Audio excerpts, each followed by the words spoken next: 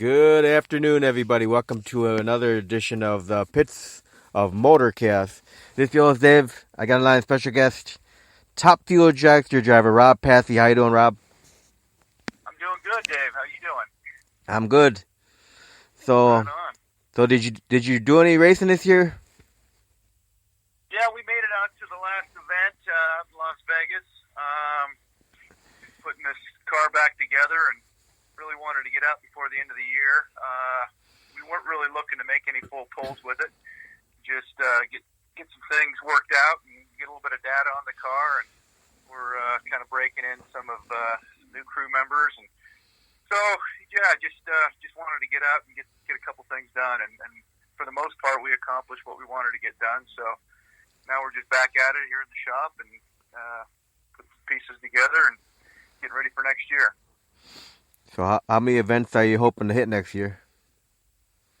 Oh, I mean, I'm working with a couple of small companies right now to put together a couple of deals to, we'd like to run all the West Coast stuff, probably 7 races, but we'll kind of see. I mean, we'll definitely be out for, 2 or 3, but just depending upon, the funding, if we get a little bit more, but the goal is to run 7. Now, let me rewind the clock with you now and ask you, how did you get into drag racing?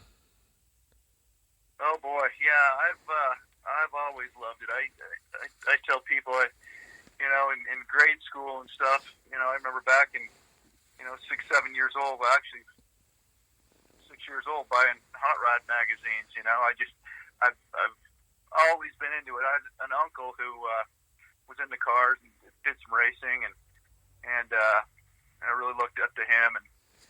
And then as luck would have it, my mother, my folks got divorced, and my mother married a drag racer when I was about 10, I guess. And so from that point forward, he ran a front motor Recano Dragster, and then we stepped up to a nitro funny car in '80, I believe.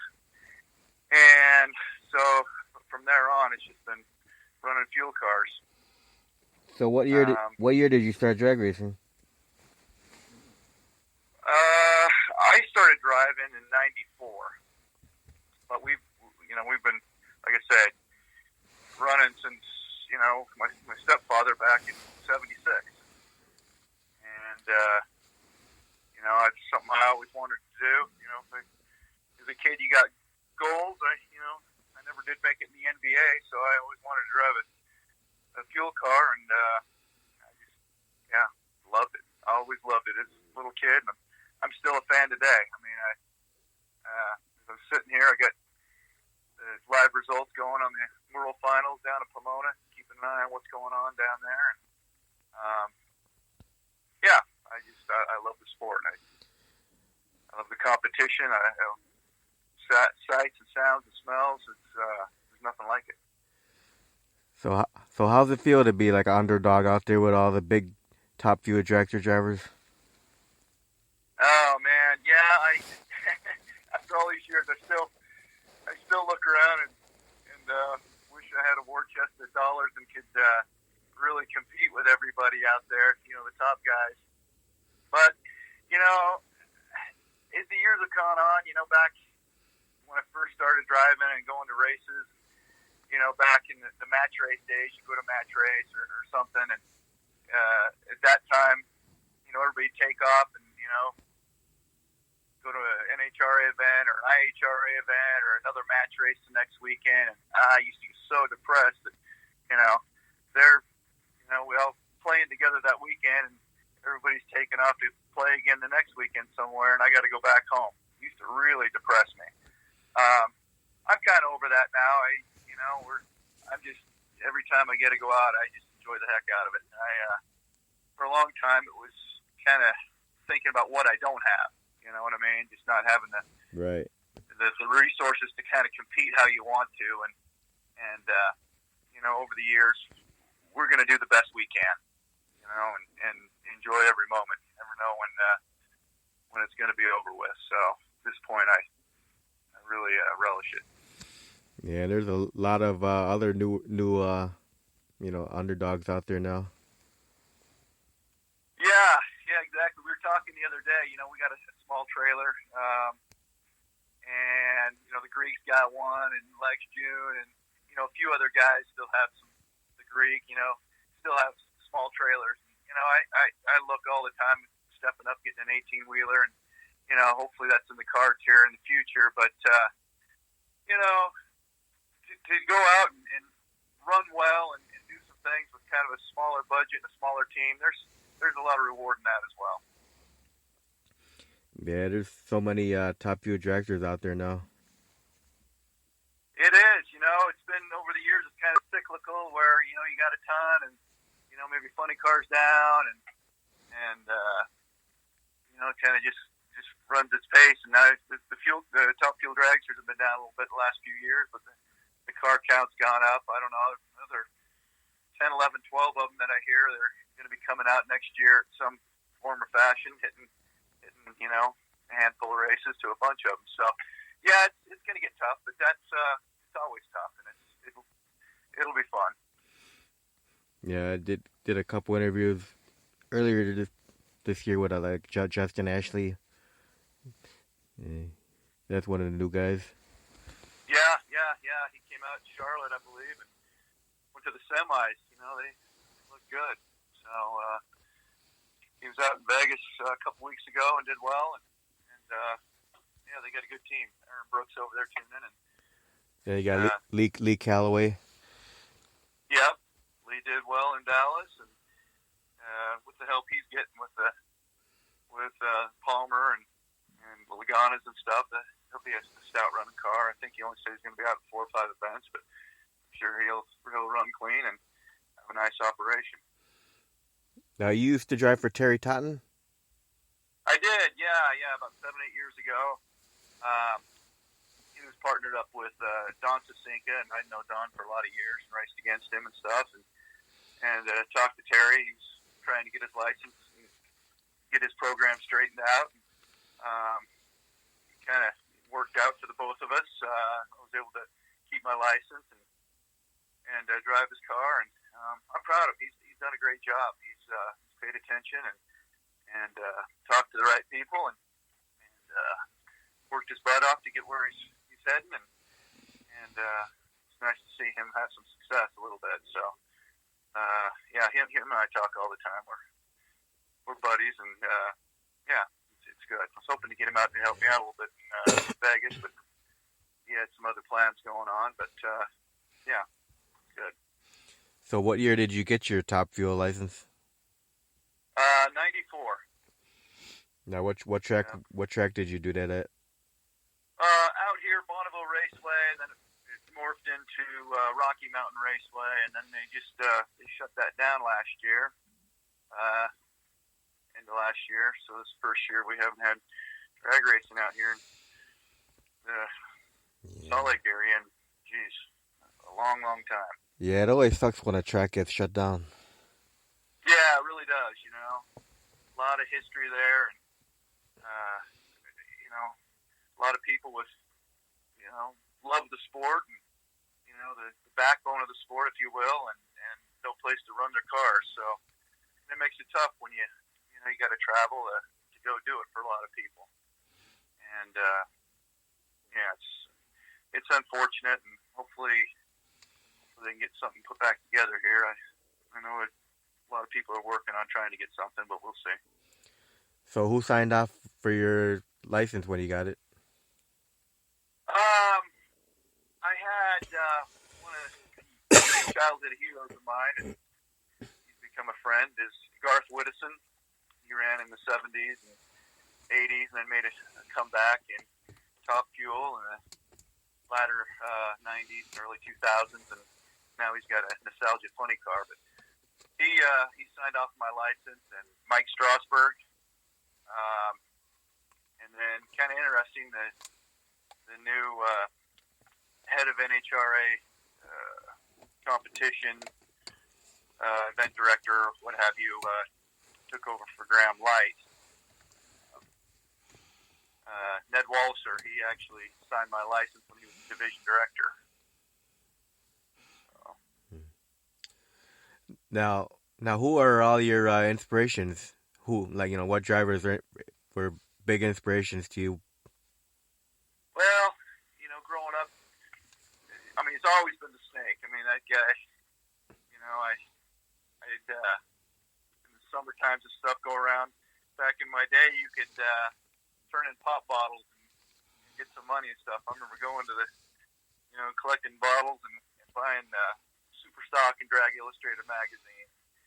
And, there used to be an article, or it was a 6 or 7 issues of the 6 Second to Glory, and it was, kind of a little year with Don Perdome. And, yeah, that guy, he's the hero of a lot of people. No, Him in Vegas 2 weeks ago. And then some local guys, like I said, just growing up around the Salt Lake area and watching guys like Garth Whittison and the Utah Charger and Dan Richins and the Iron Horse.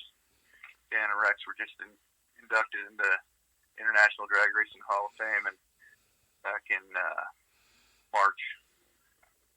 So, yeah, a lot of them. Anybody driving a fuel car was cool.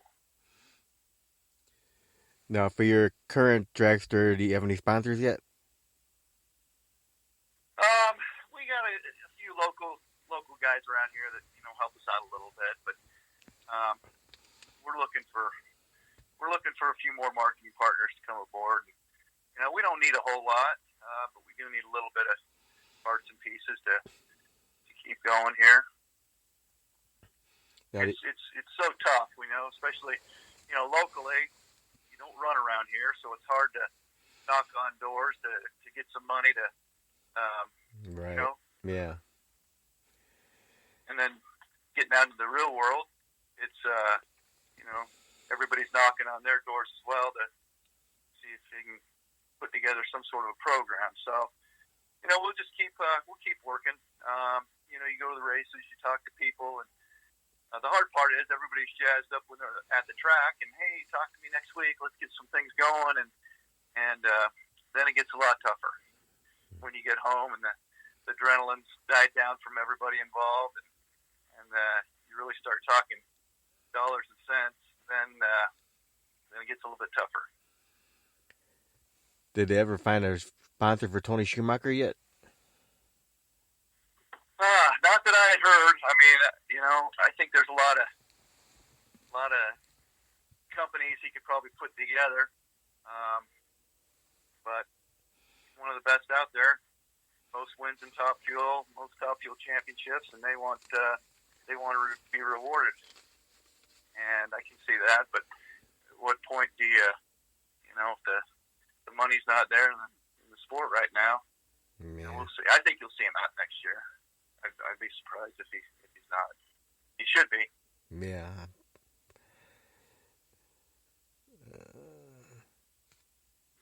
Now, for your drag racing, that your family's always been involved with you? Yeah, pretty much. Had 4 or 5 the same group of guys. Scott Stratford, he's my one-time stepfather, and he's been instrumental in helping me out along the way, every step of the way. And another partner, Don Mattinson, owns the truck and trailer and car. And so, after running with Totten, I wasn't done. Don had his car for sale, and he had sold off basically all the spares parts he had. But he had most of the car and most of the running gear, rolling chassis and turnkey car.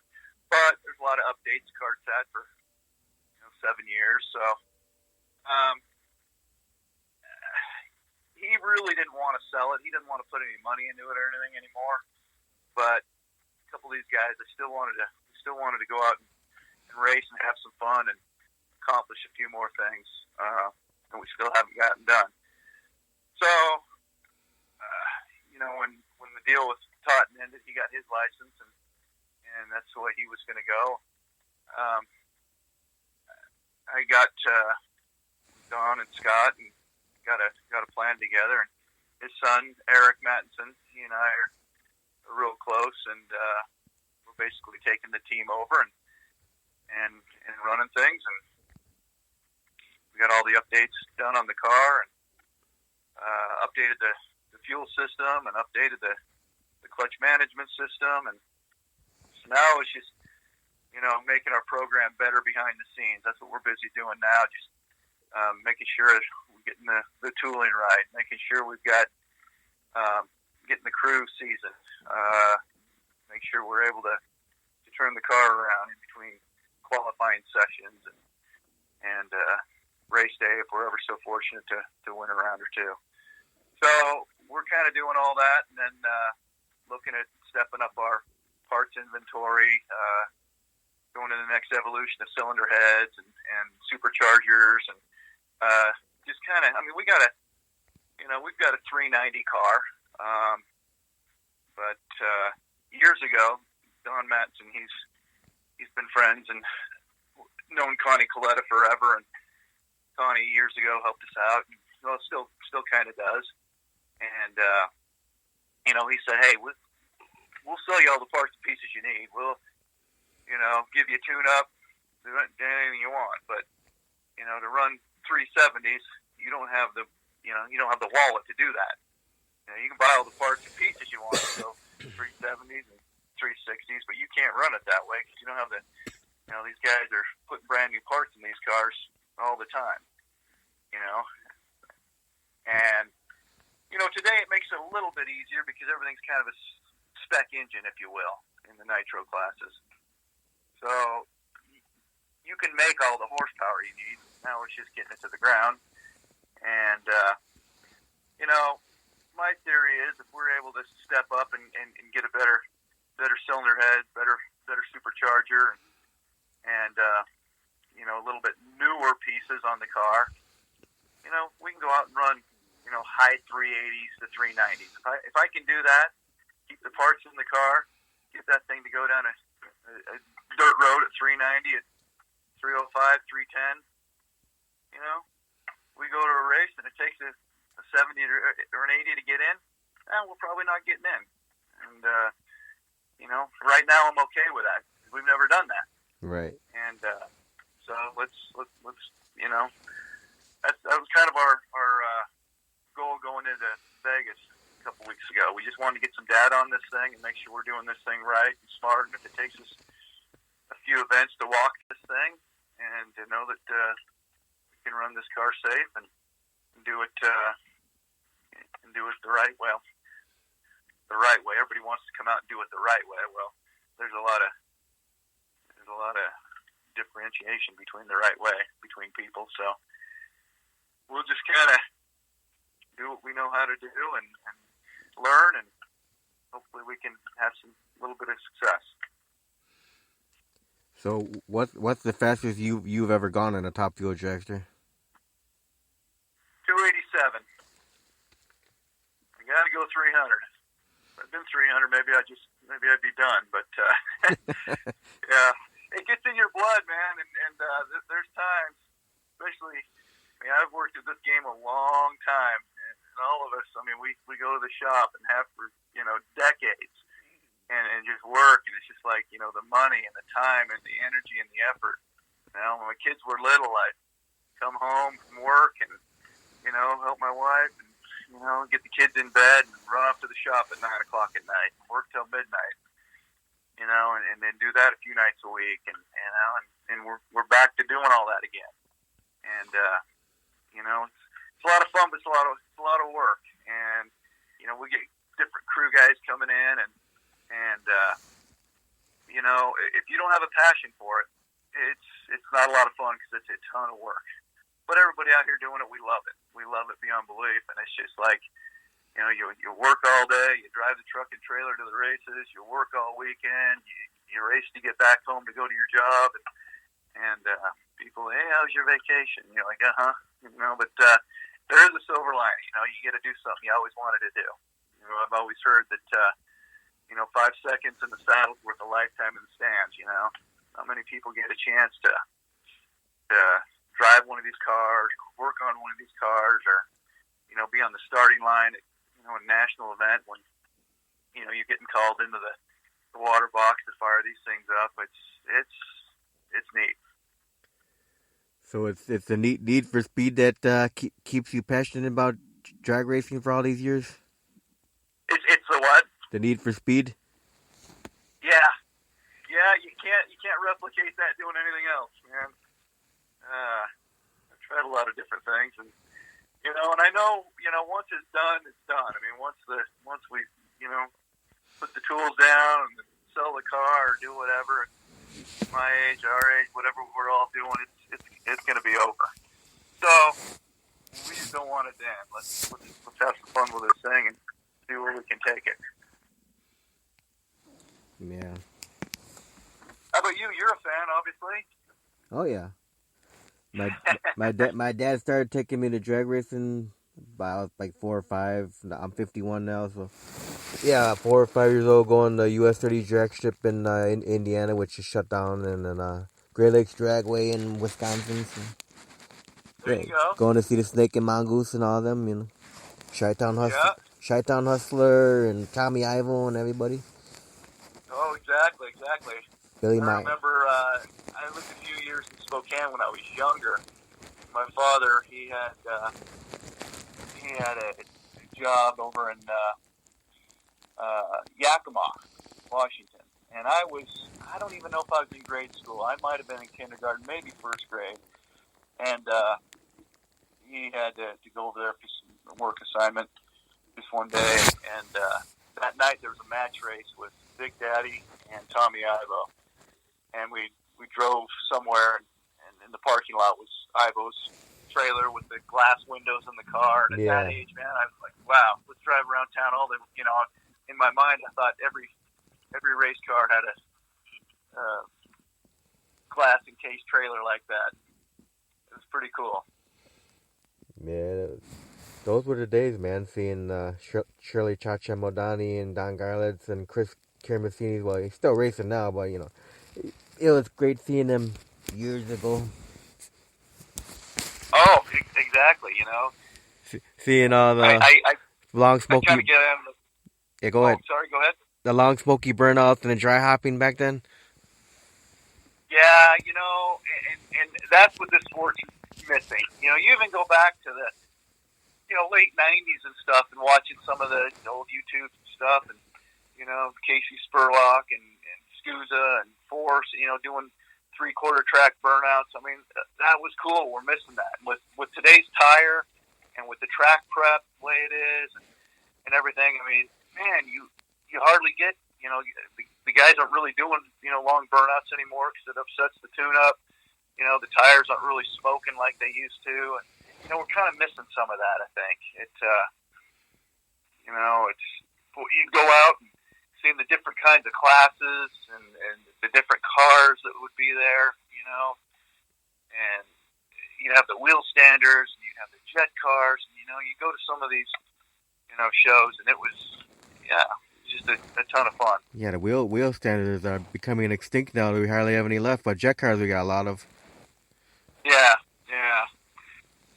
Yeah, it's a different deal by far, but I don't know. I hope the sport can survive and thrive, and but a lot of things have changed since you and I were kids. Oh yeah. Now the kids, they want to sit there in front of video games for hours and hours. Oh yeah, exactly. Like I tell some of the drivers in interviews, if we get some of these kids maybe to come to a race, they might enjoy it. To get them out of the house to do anything actually. Well, yeah. It's just you think about it. So many things have just changed in our society. I mean, back in the '70s with the drive-in movies, and everybody seems like there's a drag strip on every 100 miles, and everybody, that's what you did on the weekends, and you bought a hot rod, you went to the speed shop, and you bought a bigger carburetor and a bigger cam, and next thing you know, you're hooked, and buying a top fuel car or a funny car, and that's just kind of how things evolve. Now, it's a lot different. Yeah, we'd get out of school and want to go outside and play for hours and hours. Yeah, it's wild. And kind of growing up, I mean, big race weekend, you go to breakfast or something, I'd look around, I think everybody's heading to the drag races. I mean, that's what we did, and I just, wasn't until a little bit later you realize, oh, yeah, everybody's got a lot of different things they do. I always thought everybody just went to the drag races because it was fun and cool. Yeah. So you said you started out in a funny car, right? Well, we had a funny car. Don Mattison's been running Top Fuel since 75 or 6. And my stepfather, Scott, he'd been running, like I said, a front motor dragster. And then in 80, he built his own nitro funny car, built a trailer. Didn't have, anything really in the way of motor and pieces. And got a hold of Don Mattison, and that's how they teamed up. So we ran that funny car for a few years, and 5, 6 years or so, and then had a big fire and kind of took us back. At that point, Don built another Top Fuel dragster, and so we ran that for a few years, and then I was getting a little bit older. Seeing this funny car in our garage forever, I was like, let's put this thing together. So I was able to financially help out a little bit. We put the funny car back together and went to a few match races and did some races here locally. And then, the plan was for me to get a license in that car. And the tail end of 93, October of 93, I made 3 passes in that car, and then fate would have it, we ended up selling that car that winter. And we're still working with Don and his Top Fuel car. So at that point, I got licensed in his car, and that's what we've been doing ever since. So, other than after the end of 2010, I guess 11 season, I went and hooked up with Totten for 7 years or so, and now we're rebranding this deal. And like I said, Eric Mattison and I are running the operation, and there we go. So now, Rob, how was the experience for you the first time ever driving a nitro funny car going down a drag race track? Yeah, you make a million runs in your head, your whole life, talking to people, figuring it out. You think you got to figure it out, but boy, you hit the throttle the first time, and that thing, number one, it wants to blow your foot right off the throttle, and it's nuts. Yeah, it's wild, wild. And then, you hit it, and then when your brain calms down, I liken it to, say, cliff jumping in water. You run up, and then you stare down at the water, and you're like, oh, man, do I really want to do this? And then you jump, and you have so much fun. You run back up there, and you're like, oh, boy. But, it's kind of interesting. The first couple of runs in the funny car, we went out to the track, and I was a little apprehensive with the body, so I made just a couple little squirts without the body on, just to kind of get the feel of it. And this was back in the days with the 2-speed transmission and everything, so just kind of remembered everything I had to do to go through the procedure. And then on the third run, we put the body on the car, and I really liked that. I didn't think I would, but it was, the whole world kind of gets kind of shut out at that point. You got tunnel vision, and kind of quieted things down, and yeah, so I really liked that. And then, like I said, we sold that off during the winter, and then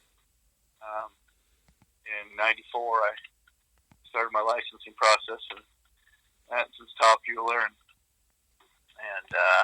so we ran a bunch of match races and local stuff with that car, and then we kept wanting to do an NHRA national event, and for whatever reason, lack of parts or pieces or whatever, we never did. In 2001, went to the Winter Nationals and qualified and had a good time, and then ended up buying a car from Coletta about mid-year of 01. And then I drove for another team, kind of the tail end of 01. And that was kind of fun. I think we went to 10 national events that year and a couple of match races and stuff. So that was kind of fun jumping back and forth between a couple different cars and teams. And yeah, I've been very fortunate, and it's been a lot of fun. So how was the first time experience going down the track in a Top Fuel dragster? Yeah. You're living your dream, so you just you got to pinch yourself. But yeah, it took a couple of runs to get yourself acclimated and used to it. And then, getting my license, we couldn't figure out what was going on. We couldn't, just spin the tires. No matter what we did, we found out we had a junk pair of tires. And once we got that situation handled, car went down the track and got my license, and it's been a ton of fun. Like I said, you can't replicate that anywhere. I mean, hitting the loud pedal and you're right here, right now. I mean, things just sit you back in the seat, and I tell people it's not that hard on one hand, and it's not that easy on the other.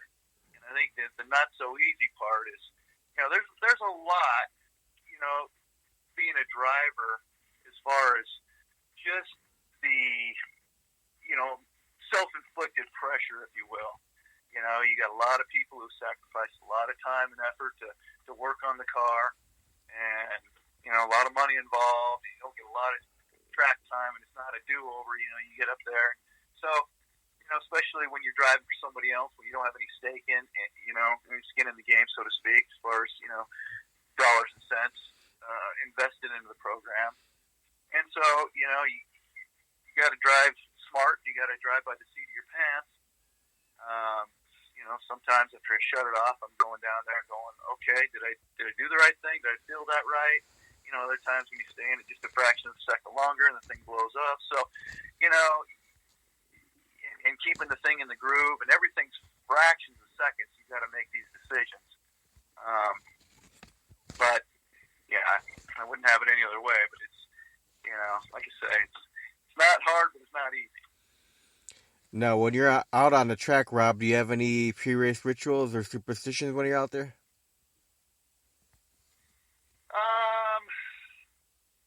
Not really. I mean, everybody kind of gets in the car in the same way,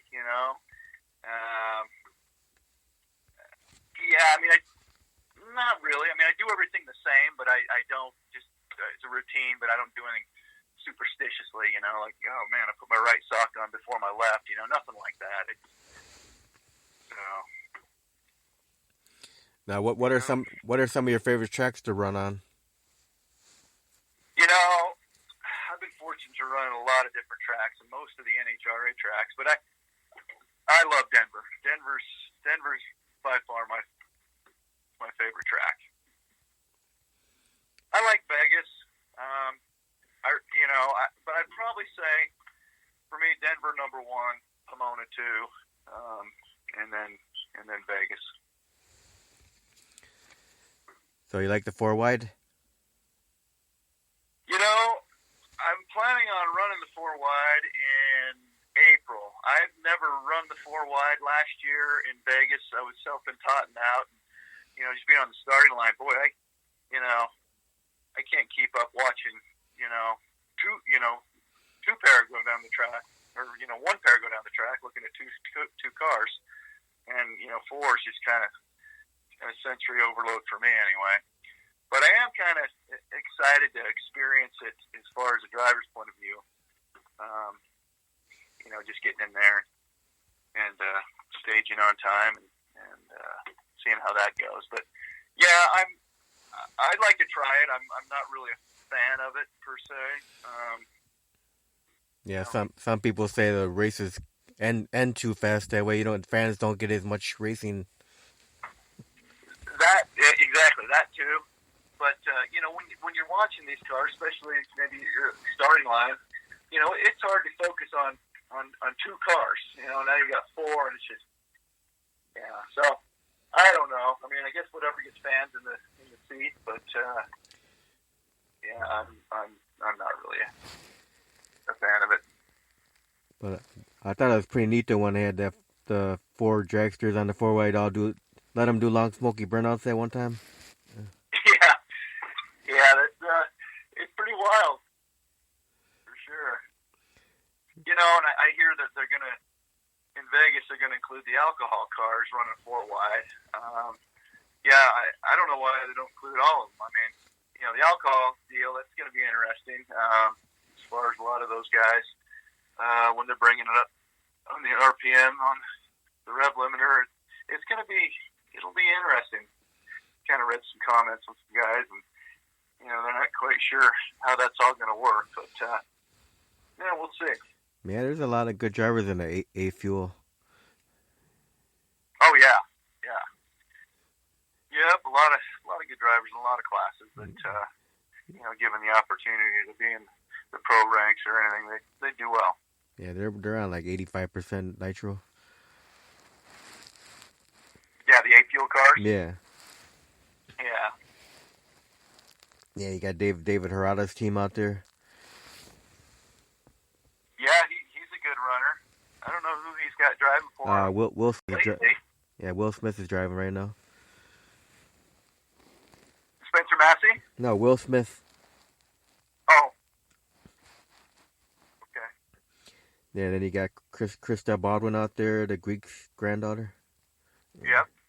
The Megan Meyer. Yeah, boy, she runs well. Oh yeah. Yeah, a lot of good A-fuel teams and drivers, and it'll be interesting to see some of these. I mean, like Mike Salinas' daughters, you know, and keep hearing they're going to be stepping up to top fuel here shortly. And yeah, I think, you know, from everything I hear, the potential growth is positive. We can just get the dollars in here to, you know, grow this thing a little bit. You know, I think car counts will definitely be on the rise. So now, where do you get all your fire safety equipment from? I think I'm predominantly all Simpson. Alan Bridges at Simpson, he takes care of mains. I think that's all I've got. Thinking about it, everything I have Simpson. Now, have you reached any milestones in your drag racing career so far? Oh boy, well, I've been able to keep an active top fuel license for 25 years. That's kind of a milestone. But no, I'm still climbing the mountain. You know what I mean? I've never been 300. I really want to go 300. These guys, you know, who do this every week, they fall out of bed going 325 miles an hour. I can't seem to do it. But I'm confident with the things we've got going on. I'll get to there quickly. But yeah,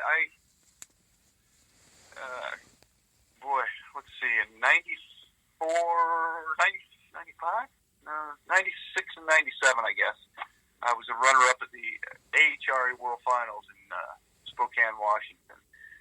And that was pretty cool. I still I think about that first year we were in the final. We had a lane choice and got beat. But yeah, I wish I had that one back. All right, now I'm going to ask you a few fun questions here before we close out this interview. You have any hobbies outside of drag racing? Yeah, I like to snow ski, water ski. I used to run marathons and stuff. But I'm kind of a gym rat. I go to the gym and work out daily, sometimes twice a day. I'm not much of a guy. I can't sit still, and I don't really never been a TV guy. So, you know, if I get home and nothing going on, I don't feel like painting or doing some house projects, I'll just run to the gym again, get another workout in.